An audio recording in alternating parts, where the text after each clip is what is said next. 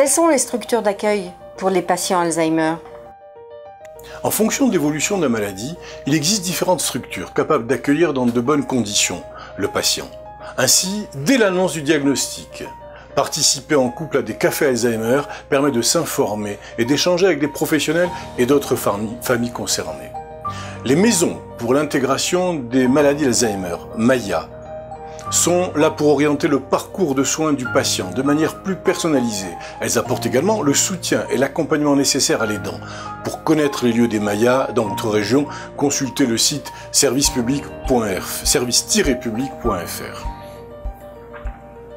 Les centres d'accueil de jour ou les haltes relais Alzheimer proposent également des activités thérapeutiques variées, telles que des ateliers mémoire autour d'albums souvenirs, de la lecture, du jardinage au sein de potagers aménagés spécialement, des ateliers de cuisine pour stimuler l'appétit des patients, de l'art-thérapie et de la musicothérapie tout à fait bénéfiques pour la mémoire sensorielle. Elles offrent par la même occasion du répit pour les dents le temps d'une journée. Les maisons de retraite médicalisées et les EHPAD sont des lieux de vie et de soins parfaitement adaptés aux malades d'Alzheimer. Spécialisés dans les troubles du comportement, employant du personnel formé en permanence sur les approches thérapeutiques des patients les plus désorientés, ces types d'établissements assurent un encadrement médical et une sécurité 24 heures sur 24. Ils sont en pleine expansion. Plus de 90% des 10 000 établissements existants en France accueillent désormais les patients Alzheimer, contre 55% en 2003. Environ 280 000 personnes souffrant d'Alzheimer y sont actuellement hébergées.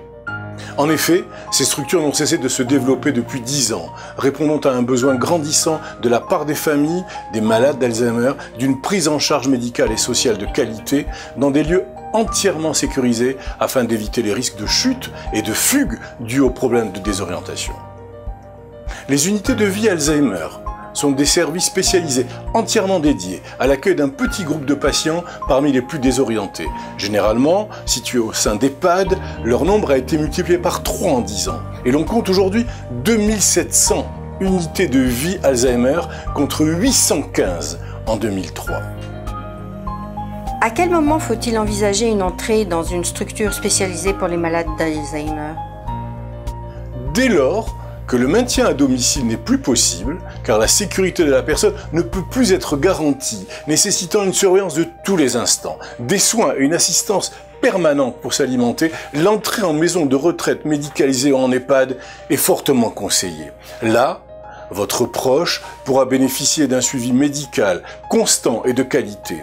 L'intégration doit se faire de manière progressive, en douceur et dans l'intérêt du patient, avant tout, bien évidemment. Comment Retraite Plus peut m'aider à améliorer la prise en charge de mon proche malade d'Alzheimer?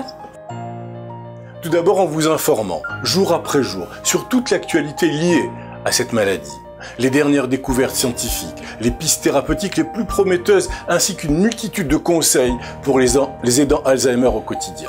Et cela en consultant librement le site www.retraiteplus.fr et plus particulièrement le blog Alzheimer.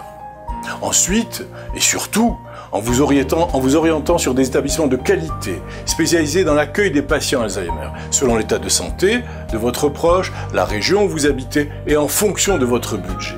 Ainsi, les conseillers en gérontologie de Retraite Plus sont là pour vous guider à tout moment jusqu'à l'obtention d'une place adaptée dans les délais et les tarifs requis.